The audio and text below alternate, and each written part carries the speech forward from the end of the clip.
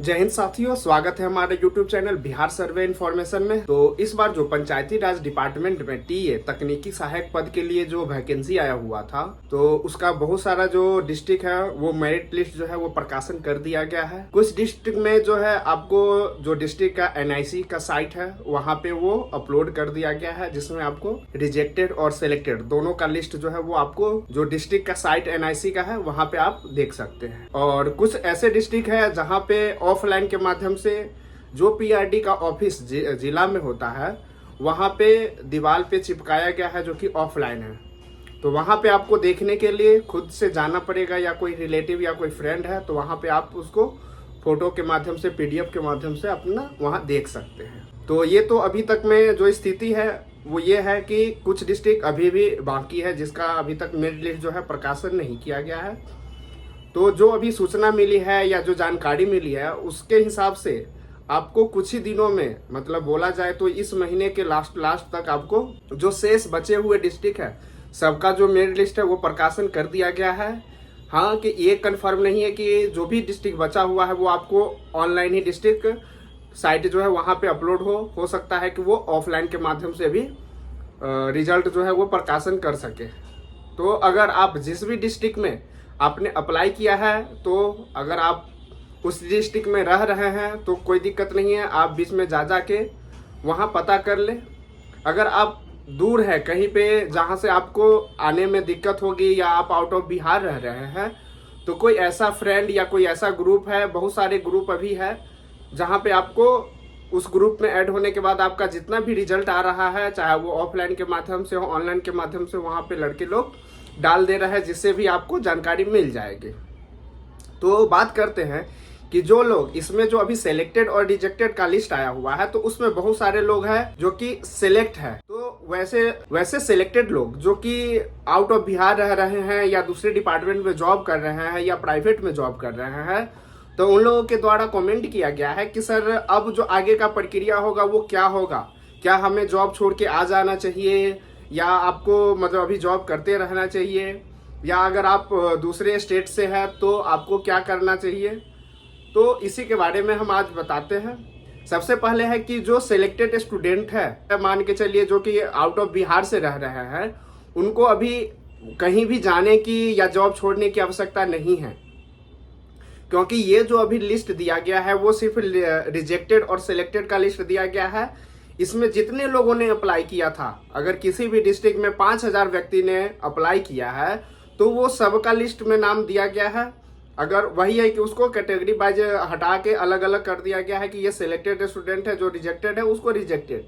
ये आपको final merit list जो होता है, कितना कट ऑफ बनेगा या कितने वाले को नौकरी होगा, ये इससे आप डिसाइड नहीं कर पाएंगे। इससे सिर्फ अंदाजा लगा सकते हैं कि हाँ ये जो कट ऑफ है वो हाई जाने वाला है, लो जाने वाला है, या कितना तक अप्रोक्स रहने वाला है। बट ये फाइनल मेरिट लिस्ट नहीं है, ये सिर्फ सिलेक्टेड और रिजेक्टेड का लिस्ट है। तो अभी इसमें देर लगेगा, और देर लगने का क्या कारण है?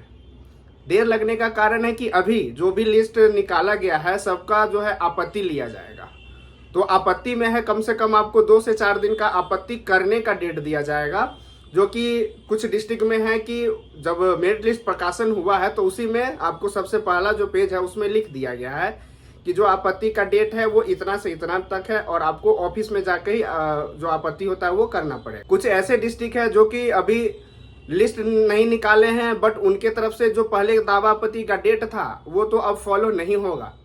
तो कहीं ना कहीं जो अभी लेट करेंगे, जो डिस्ट्रिक्ट अभी लेट से निकालेगा, तो उसका भी दावा आपत्ति आना बाकी है, और उसका डेट जो है अभी वो बाकी ही है। तो उसमें है कि आपको एक तो दावा आपत्ति के लिए आपको टाइम मिलेगा, लड़के उसमें दावा आपत्ति करेंगे।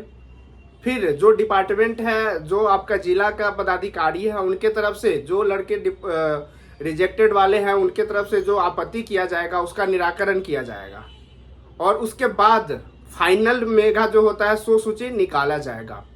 उसके अनुसार आप देखेंगे कि आपका लिस्ट में नाम है कि नहीं, जितना सीट है उतना में आपका नाम है कि नहीं। उसमें भी है कि जितना मेरिट लिस्ट आएगा तो उतना, मतलब जितना सीट है उससे 10 गुना के लगभग, या कहें तो उससे भी ज्यादा स्टूडेंट को काउंसलिंग के लिए बुलाया जाएगा। काउंसलिंग में जो बुलाया जाएगा तो काउंसलिंग में क्या होगा, उसमें होगा कि जो आपने डॉक्यूमेंट्स अपलोड किया हुआ था उसी का जो ओरिजिनल कॉपी है वो आपको चेक किया जाएगा।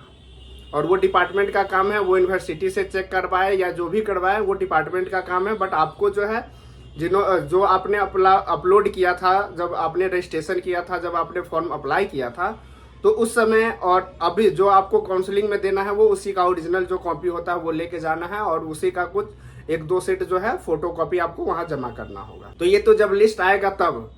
तो अभी आप लोगों से यही है कि अगर आप सिलेक्टेड स्टूडेंट हैं तो सबसे पहले तो आपको बधाई है, बट अभी आपको कहीं जाने की, घबराने की कोई जरूरत नहीं है।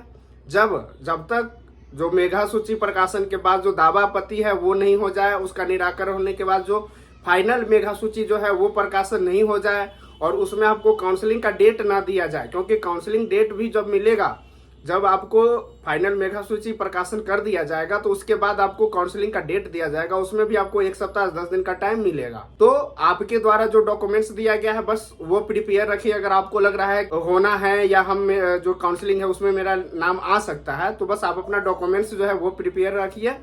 बाकी अगर आप कहीं दूसरे जगह है, जॉब कर रहे हैं, तो आपको घबराने की जरूरत नहीं है और कहीं आने की जरूरत नहीं है। अभी आप आराम से जॉब कीजिए। तो आशा करते हैं कि जो सिलेक्टेड स्टूडेंट है उनको जो भी मन में कंफ्यूजन था कि सर आप आगे क्या होगा, आगे क्या करना चाहिए, वो आपको जानकारी मिल गई होगी। ऐसे ही बिहार से रिलेटेड, जॉब से रिलेटेड या सर्वे से रिलेटेड कोई भी इंफॉर्मेशन के लिए हमारे चैनल को लाइक करें, सब्सक्राइब करें और दोस्तों के बीच शेयर करें।